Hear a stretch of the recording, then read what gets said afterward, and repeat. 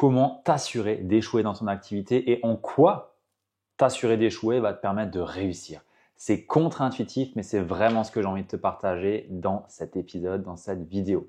Alors, avant de démarrer, sache que si tu n'as pas encore saisi ta session offerte avec moi ou un membre de mon équipe pour voir comment est-ce qu'on peut t'aider à développer ton activité de coach ou thérapeute, je t'invite à le faire dès maintenant en cliquant sur le premier lien sous cette vidéo. Maintenant que ça c'est dit, je peux tout simplement commencer à rentrer dans le vif du sujet puisque j'ai envie aujourd'hui de parler vraiment d'un biais cognitif qui est tout simplement une autre façon de penser que ce que tu as peut-être l'habitude de penser qui personnellement m'aide énormément à avancer et qui ne provient pas de moi, mais qui provient de Charlie Munger. Charlie Munger, c'est un investisseur, un des meilleurs investisseurs au monde qui a cofondé Berkshire Hathaway, qui est, peut-être mal formulé, mais on s'en fout, qui est le fonds d'investissement de Warren Buffett et qui a tout simplement surperformé les marchés sur les je ne sais pas combien d'années et surtout qui a prouvé que ces deux personnes à la tête de la boîte étaient très très très bons pour réfléchir et prendre les bonnes décisions dans leurs investissements et le pilotage des boîtes dans lesquelles ils étaient au capital. Alors, ce biais cognitif, c'est tout simplement le biais cognitif de l'inversion. L'inversion qui signifie penser différemment. Et c'est là où c'est intéressant parce que bien souvent, on reste bloqué dans nos pensées, dans nos réflexions, en se demandant comment est-ce qu'on va faire pour trouver notre prochain client, comment est-ce qu'on va faire pour réussir à perdre du poids, comment est-ce qu'on va faire pour avoir une meilleure relation, comment est-ce qu'on va faire pour développer l'activité. Et au final, on ne trouve pas vraiment de réponse ou de solution à nos problématiques et nos questions. Et c'est là où justement l'inversion est ultra intéressante parce qu'on va plutôt que de se demander comment faire pour, on va se demander plutôt comment faire pour échouer à. Comment est-ce que je peux faire pour complètement foirer mon business? Comment est-ce que je peux faire pour ne pas trouver de clients? Et là, on va lister, on va prendre un beau petit carnet tout simple, un beau petit stylo tout simple et on va écrire et lister toutes les raisons potentielles qui peuvent faire qu'on ne trouverait pas de clients si on faisait ta ta ta ta ta ta ta ta ta. Et tu peux faire ça pour tout, que ce soit dans tous les domaines de vie, que ce soit sur le couple, le sport, les finances, le business, tout. Tu fais ça, je peux t'assurer que tout ce qu'on te donne, tout ce que ton cerveau va te donner comme information sur cette liste, potentiellement, tu as juste à faire l'inverse et tu auras des réussites, tu auras des résultats. Et c'est ça finalement la puissance de ce biais cognitif de l'inversion. Et je vais t'amener encore d'autres choses, il n'y a pas que ça. Mais c'est déjà le premier point. Inverser la façon dont tu te poses les questions pour trouver des réponses qui sont différentes et qui finalement vont vraiment te permettre d'avancer. Par exemple, si je ne veux absolument pas trouver de clients, il suffit que je ne fasse finalement aucune publication sur les réseaux, j'envoie aucun mail de mon côté, je fais aucune vidéo YouTube et je vais contacter personne.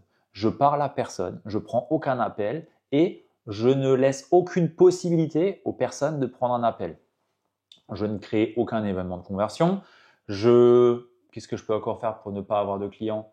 À chaque fois que quelqu'un potentiellement me montre un signe d'intérêt, je vais l'orienter vers une ressource gratuite ou alors vers quelqu'un d'autre parce que je ne veux pas avoir de clients finalement. Bref, quand on regarde juste ça, on se dit ok, si je veux avoir des clients, il faut peut-être que je publie, il faut peut-être que je me montre, il faut peut-être que je propose des appels, il faut peut-être que je réponde aux messages, il faut peut-être que j'aille écrire à des personnes, il faut peut-être que j'aille prospecter si je suis en B2B. Bref, quand on est finalement en train de se poser la question de qu'est-ce qui ferait pour que ça ne marche pas, assez facilement on a des réponses. Assez facilement, on a des éléments qui en ressortent. Par contre, si on se demande comment est-ce que je fais pour trouver mon prochain client, là ça va être un peu plus compliqué parce qu'on va avoir tous les freins qu'on va avoir. Alors que quand c'est négatif, c'est easy, c'est fluide et on a une réponse.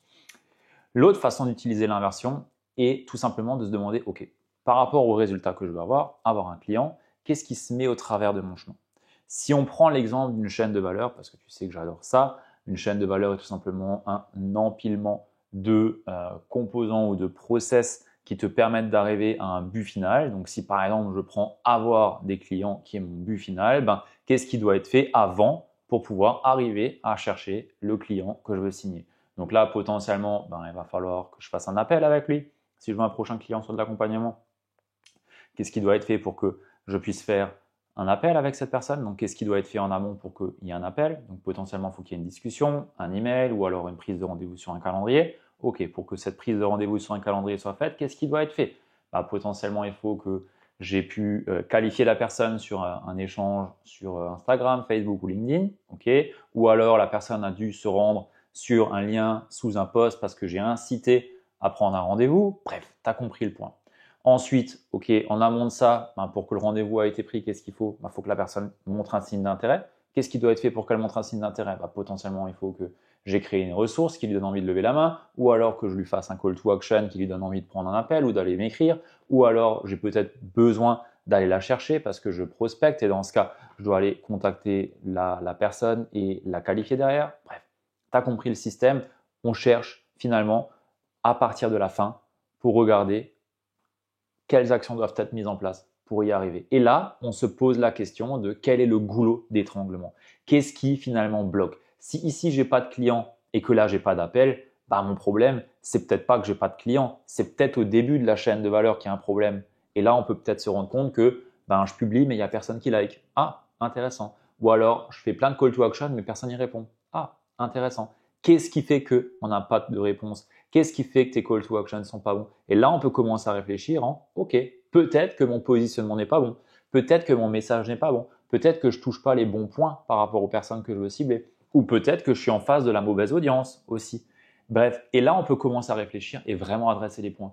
Et je vois tellement de personnes qui finalement ne réfléchissent pas comme ça, et c'est pas donné à tout le monde, hein. Voilà, c'est pour ça que je fais cette vidéo aussi. On n'a pas tous appris à réfléchir en flux et à réfléchir dans ce sens-là, mais quand on est un petit peu dispersé là-dedans, on va se concentrer sur il n'y a personne qui répond, il faut que je fasse plus, ou alors il faut que je fasse différemment, mais sans se demander quelle est la cause racine de ça en fait. Et finalement, de cette cause racine, comment est-ce qu'on fait pour arriver à résoudre le problème et changer l'angle pour avoir de meilleurs résultats.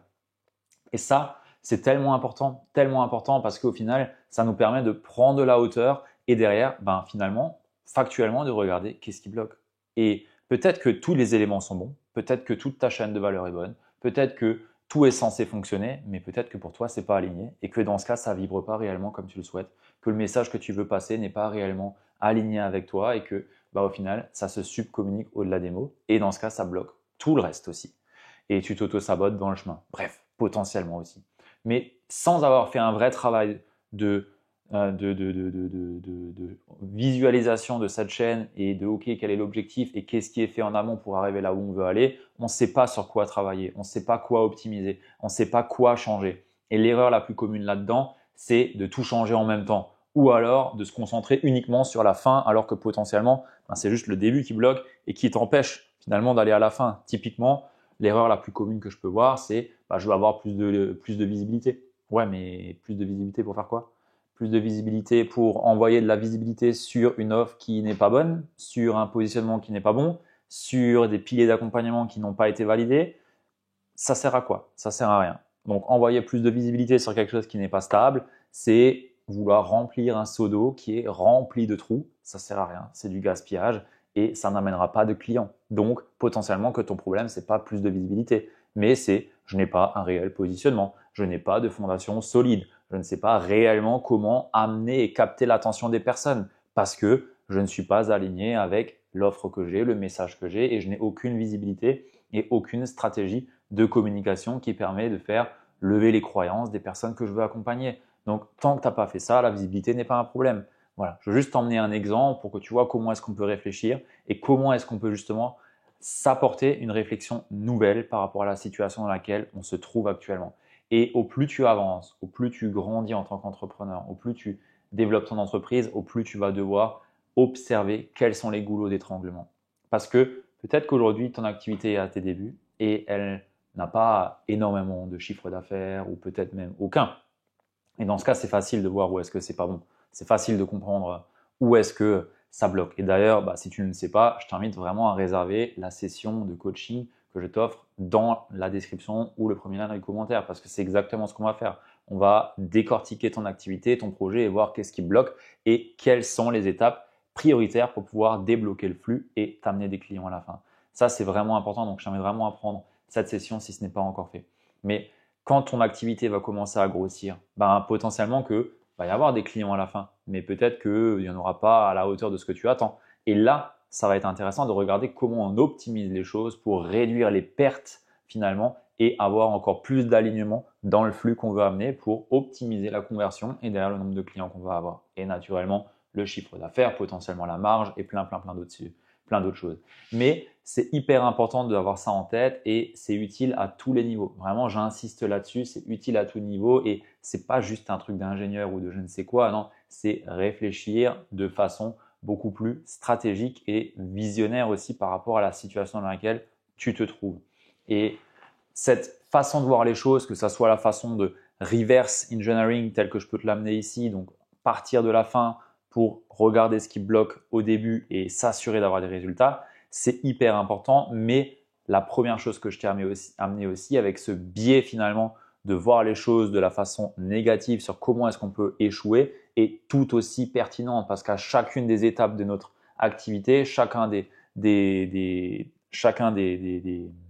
maillons quelque part de la chaîne de notre activité, on peut se poser ces questions. Comment est-ce que je peux faire, par exemple, pour avoir aucune interaction sur mes posts? Bon, potentiellement, si je fais aucun post qui est en lien directement avec ma cible et que l'audience que j'ai n'est absolument pas bonne, j'aurai aucune interaction.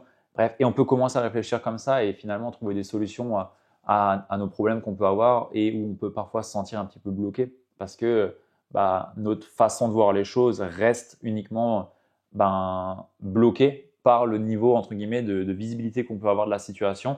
Et quand on voit du négatif, là, on est beaucoup plus ouvert et critique aussi. Il y en a beaucoup plus d'imagination potentiellement aussi qui peut nous aider du coup à trouver des solutions à nos problèmes.